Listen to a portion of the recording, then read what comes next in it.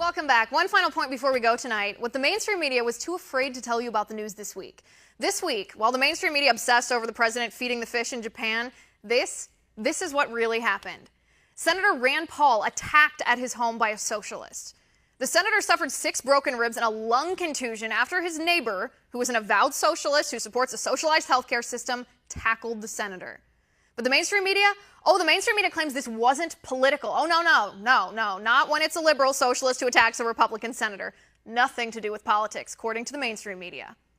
A judge in California overturned a law that forced pro-life crisis pregnancy centers to advertise free abortions.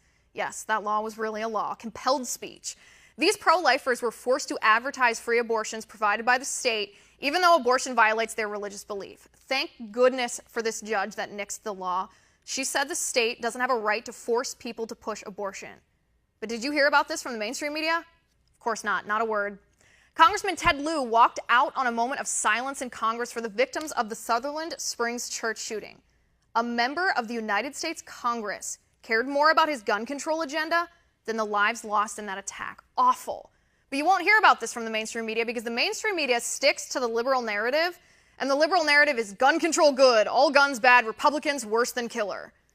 In 2013, Democrats filibustered a bill that would have mandated the U.S. Air Force report domestic violence convictions to the FBI, which could have prevented Devin Kelley from passing his background check and purchasing the weapon he used to kill 26 people. Democrats filibustered this bill. The same Democrats who immediately said we must take legislative action on gun control following the shooting.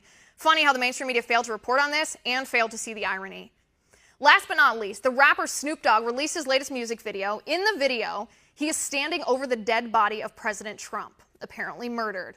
Imagine just for 1 second here if this had been reversed. If a white country singer released a song standing over the dead body of President Obama. But this violence coming from the left aimed at President Trump,